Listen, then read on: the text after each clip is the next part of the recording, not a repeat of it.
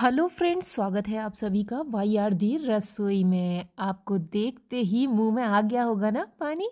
ये है सरसों का साग और मक्के की रोटी।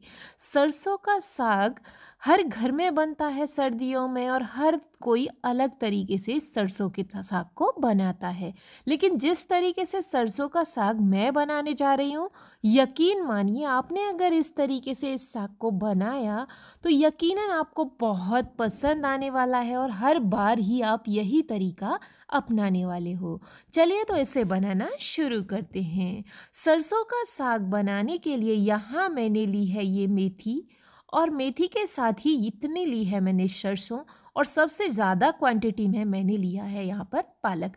रेशियो कुछ इसी तरीके से आपको रखना है जिस तरीके से मैंने रखा है। पक्का पालक को सबसे ज़्यादा रखना है और सरसों थोड़ा कम, और मेथी को थोड़ा सा डालना है, जिससे कि साग में ना एकदम बढ़िया टेस्ट और फ्लेवर आएगा। यही रेशियो सबसे बेस्ट होता है। चलिए तो साग को मैंने अच्छे से साफ़ कर लिया था और धोकर साफ़ किया था। इसके बाद मैं यहाँ इसे कटर की मदद से कट कर रही हूँ। आप चाहें तो दरात की मदद से कट कर सकते हैं। साग कट हो गया है, इसे मैं एक कुकर में डाल दूँगी। कुकर में साग को ऐड करने के बाद इसमें मैं डालूँगी 5 हरी मिर्च, ये चटपटी वाली हैं। और इसके बाद ज़रूरत पड़ेगी तो हम रेड चिली भी डाल सकते हैं, नहीं पड़ेगी तो नहीं डालेंगे। यहाँ मैंने 2 मुट्ठी ली है चने की दाल, और इसको अच्छे से धो लिया है। दाल की जगह आप इसमें मक्के का दलिया का प्रयोग कर सकते हैं। अगर मक्के का दलिया नहीं है तो आप दाल ऐड करें। यहाँ डालेंगे अपने टेस्ट के अकॉर्डिंग नमक। नमक कम लगे तो लास्ट में भी डल जाएगा, क्योंकि साग में कोई इतनी बड़ी दिक्कत नहीं आती है नमक को मिक्स होने में। अब यहाँ मैं ऐड करूँगी सिर्फ 1 से 1.5 गिलास के करीब पानी को ऐड करने के बाद कुकर का लगाएंगे ढक्कन, और ढक्कन लगाने के बाद इसको हम चढ़ाएंगे गैस पर। और गैस पर रखने के बाद हम इसमें 6 से 7 सीटी लगवा देंगे, जिससे कि साग हमारा अच्छे से गल जाए। देखो साग बिल्कुल गलकर हो गया है तैयार। अब इस साग को मैं इस कुकर में नहीं घोटूंगी, इसका टेस्ट अच्छा आए, ये बहुत ही टेस्टी बने, इसलिए मैंने यहाँ लिया है मटका। मटके में मैं इस साग को घोटने वाली हूँ। हांडी, मतलब कि इसको हांडी बोलते हैं। हांडी में मैं सारा साग पलट दूंगी और उसके बाद मैं इसे घोटूंगी। और इसको मैं देख रहे हैं ना आप, ऐसा घोटा आपके घर में होगा, उसकी मदद से आप इसे इस तरीके से घोटेंगे। जितना अच्छा आप साग घोटेंगे ना, उतना ही टेस्टी आपका साग बनेगा। लेकिन मैं मटके में घोट रही हूँ, मतलब कि हांडी में घोट रही हूँ, तो हांडी का भी फ्लेवर इस साग में आने वाला है। अगर आप कुकर में घोट देंगे तो वो वाला फ्लेवर इसमें नहीं आता है, इसलिए ही मैं यहाँ पर हांडी का प्रयोग करती हूँ। पहले गांव में क्या होता था कि साग शुरू से एंड तक ही हांडी में बनता था, इसलिए यहाँ क्या होता है कि गैस चलती है, चूल्हा नहीं होता है, तो इस वजह से हम इसे इस तरीके से बनाते हैं। देखो साग को आपको अच्छे से घोटना है। कुछ लोग होते हैं कि ग्राइंडर की मदद से फटाफट से ब्लेंड किया और साग को बना दिया, लेकिन क्या होता है कि वो किरकिरा सा साग बनता है, मतलब कि वो कुछ ज़्यादा बारीक घुट जाता है, और उसका वो टेस्ट नहीं आता जो इस वाले साग का टेस्ट आता है। आपको इस साग को बहुत अच्छे तरीके से घोटना, देख रहे हैं ना आप, इस तरीके से। मैंने आपको थोड़ा दिखाया तो मैं स्लो घोट रही थी, लेकिन मैंने इसको पैरों के बीच में दबाया था हांडी को, उसके बाद इसको मैंने अच्छे से घोटा, और इसके बाद ये घुट कर भी फटाफट से तैयार हो गया। अब मैं क्या करूँगी, इस सारे साग को कुकर में पलट दूंगी। बस अब इसको रखेंगे फिर से हम गैस पर, और यहाँ मैंने लिया है 2 मुट्ठी मक्के का आटा। जो आलन देते हैं ना मक्के का आटा, उसको बिल्कुल पतला सा मैंने कर लिया है मक्के के आटे को। और याद रखना है, जब आप आलन दें तो थोड़ी देर लगातार आपको साग को चलाना है, क्योंकि आप साग को नहीं चलाएंगे और गैस का फ्लेम तेज रखेंगे तो आपका साग बिगड़ने के चांसेस ज़्यादा रहते हैं। तो इसलिए मैं इसको इस तरीके से चला भी रही हूँ, जिससे कि हमारा आलन अच्छे से मिक्स हो जाए और हल्के से बुलबुले से साग में आ जाए। तो इसको बस मीडियम गैस पर उबलने के लिए छोड़ देना है। दिख रहे हैं ना, साग की कंसिस्टेंसी आप अपने अकॉर्डिंग रख सकते हैं, लेकिन बहुत ज़्यादा पतला साग भी अच्छा नहीं लगता है।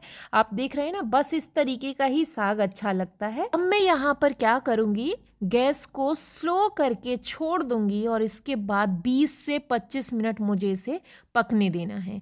देख रहे हैं ना, जब साग हल्का हल्का पीलापन आने लगे तो समझ जाना आपका साग बन गया है। लेकिन अगर आपने साग को कम पकाया ना तो देख लेना जो उसका टेस्ट है उतना अच्छा नहीं आने वाला है। बस देखो बुलबुले आ रहे हैं, इसी तरीके से आपको इसको पकने देना है और बीच बीच में इसको चला देना है जिससे कि आपका साग बिल्कुल भी खराब ना हो। यहाँ मैंने ली लहसुन की कलियाँ, अदरक 1 इंच के बराबर।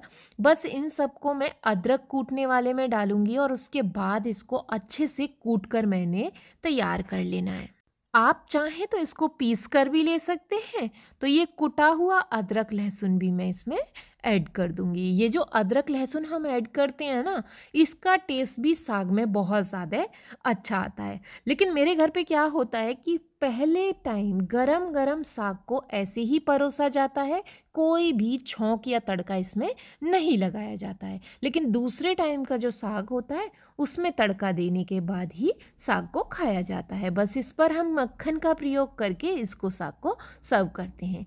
बस थोड़ी देर और छोड़ देंगे और साग हमारा हो जाएगा बनकर तैयार। चलिए, तो जब तक साग बन रहा है तब तक दूसरी तरफ मक्के की रोटी बनाना शुरू करते हैं। यहाँ मैंने लिया है मक्के का आटा और इसमें थोड़ा थोड़ा पानी ऐड करके इस तरीके से इसका एक डो तैयार करना है। डो आपको मक्के के आटे का जो डो होता है वो थोड़ा अलग तरीके से लगाया जाता है। देख रहे हैं ना, जिस तरीके से मैं पहले आटे को पूरे को गीला कर रही हूँ और जैसे ही आटा गीला हो जाएगा तो उसके बाद जो हमारी हथेली होती है उसकी मदद से आपको इस आटे को हथेली की मदद से इस तरीके से जैसे मैं कर रही हूँ दबा दबा के हथेली से कट कर करके इसी तरीके से मक्के के आटे को लगाया जाता है। जितना अच्छे से आप आटे को लगा लेंगे उतनी ही रोटी आपकी अच्छी बन जाएगी। देख रहे हैं ना, आपको इसी तरीके से बनाना है आटे को। आटा लगकर हो गया है तैयार। अब हम करेंगे रोटी बनाना शुरू। यहाँ मैंने हाथ को धो लिया था और धोने के बाद हल्के गीले हाथों से ही मैंने इस तरीके से कट करके आटे को ले लिया है।